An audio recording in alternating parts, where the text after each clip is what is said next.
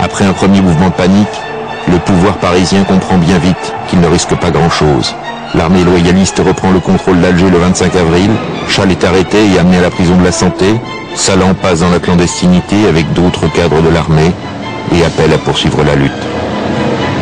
Le putsch, c'est un fiasco, c'est la nuit de l'échec, et là, il faut se retrouver, se regrouper, c'est la clandestinité de nouveau, dans des conditions qui n'avaient pas été préparées. On se retrouve clandestin, on s'organise comme un peu, et puis on va s'organiser la nouvelle mouture de l'OAS, parce que théoriquement, elle avait été créée quelque temps auparavant par la Gaillard, puisqu'il dit que c'est lui qui l'a créée. Oui, il a créé l'OAS, d'accord, aucune histoire importante, c'est pas moi qui l'ai créé. C'est le colonel Godard qui s'est chargé de faire un deuxième organigramme qui lui s'inspirait beaucoup de l'organigramme du FLN dans la région algéroise. Donc il y avait un poste de chef d'état-major qu'il avait prévu d'occuper, puis une branche qui était la branche APP, Action politique et psychologique, qui m'était confiée, une branche ORO, Organisation, renseignement opérationnel, qui a été officiellement donnée au docteur Pérez, encore que ce soit surtout le lieutenant de Gueldre qui l'ait ensuite prise en main et dirigée. Et enfin, une branche OM, organisation de masse, qui était placée sous l'égide du colonel Garde.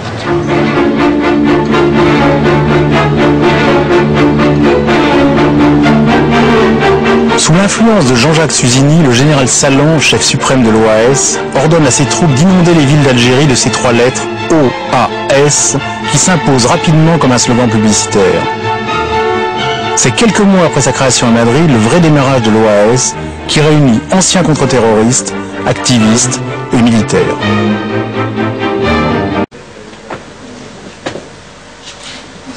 Vous avez travaillé avec lui? Oui, c'était mon lieutenant.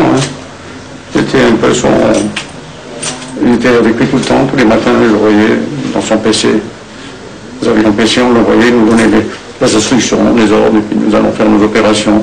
Il savait que je faisais partie d'un réseau, j'ai été présenté par d'autres amis, dont Joseph Rizal que vous avez rencontré, Josué Giner, dont vous avez entendu peut-être parler, il y avait, comment dirais-je, Polo Mossetti, il y en avait d'autres encore, Polo Mossia, Dillon Cheveux, enfin d'autres encore, enfin, un certain nombre de gars avec qui j'étais en contact, et à partir de là, il me dit, bon, voilà ce qu'on est en train de faire, former, nous allons structurer des commandos.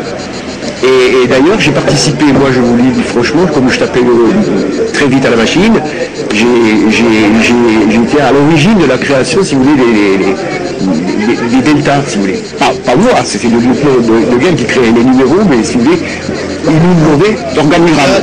C'est le lieutenant de Gueldre qui vous a dicté l'organigramme des deltas. Exactement, oui. Alors j'ai commencé à recruter mes copains qui étaient auparavant dans le groupe avec moi, qui étaient dans les contre-terroristes. Et c'est comme ça qu'on a monté le Delta.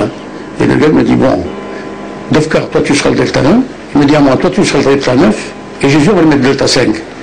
Comme ça ils croiront qu'il y a une chaîne de Delta. Vous étiez dans un commando qui était dirigé par qui? Le commando c'était moi le patron. D'accord. Vous aviez combien de personnes? Au départ il y avait 8 hommes réguliers. Ensuite, bon, il y a eu des gens qui ont... quand il y a eu des opérations ponctuelles à faire, les opérations ponctuelles, ce sont des exécutions. Bon. Vous avez des gens qui carrément, même des anciens, parce que moi, j'ai pris avec moi que des parachutistes de mon régiment que je connaissais bien, avec qui j'avais confiance. Les gars qui étaient bananés, les types qui avaient véritablement baroudé. Et puis, il y a quelques-uns qui sont venus, même pas me trouver à moi, à trouver ma femme en disant, on ne peut pas travailler, il est barougeau complet, quoi. Il a peur de rien, il va, moi j'ai dit, dans pleine casse-bas, il fallait éliminer la HPLN, j'y allais.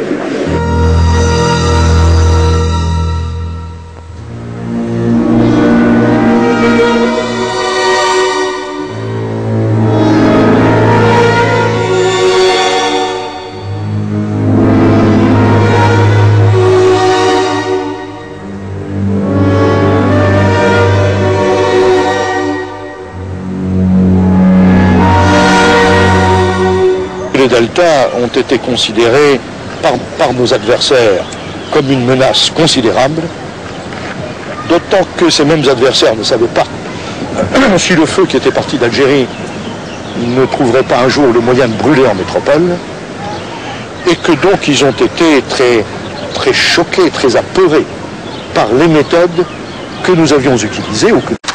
Le directeur de l'établissement est venu me trouver en me disant est-ce que ça ne serait pas votre père, hein, le commissaire Gavouri de Alger? Oui, bien sûr. Alors, donc il me dit écoutez, j'ai une triste nouvelle, il vient d'être abattu, tué à Alger. 2 légionnaires étaient entrés dans l'appartement de notre père. Et donc l'un des agresseurs lui a asséné un coup de matraque, on va dire, pour l'assommer. Mais le coup ayant emporté, mais notre père n'a pas perdu connaissance. Et à ce moment-là, donc, l'autre agresseur, qui s'appelle Claude Taine, qui est le véritable assassin, s'est trouvé, lui a fait le coup de la sentinelle, quoi. Et il l'a attaqué au poignard par derrière.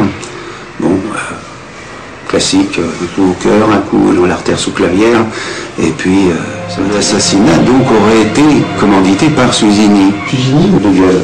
Ah, Suzini qui a demandé à De Gueltre de le faire. Hein. Pour moi, c'est ça. Hein. Gavouri, c'est vous? Absolument. C'est le premier gros attentat, enfin le gros opération ponctuelle. Tout à fait. Est-ce que c'était un de vos ennemis? Tout à fait. Gavouri menait une action anti-activiste et anti-Algérie française importante.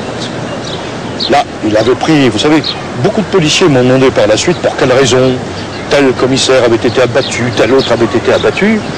Je leur ai donné des précisions, je leur ai répondu, et je leur ai dit qu'à partir du moment où il était contre nous, il faisait un choix. Que nous étions là, non pas pour obéir à des principes normatifs plus ou moins vagues, ou pour faire carrière, mais que nous étions là pour défendre une patrie charnelle. Gavouri, dans ses fonctions, était votre ennemi. Tout à fait. On avait l'impression que le pouvoir français n'était pas représenté en Algérie. L'OAS, c'était un poisson dans l'eau. Au milieu de la population européenne d'Algérie, les commandos Delta pouvaient assassiner des fonctionnaires français, des policiers français, des gaullistes, des communistes, des nationalistes algériens. En octobre 1961, un groupe d'aventuriers, gaullistes de toujours et demi-soldes, débarqua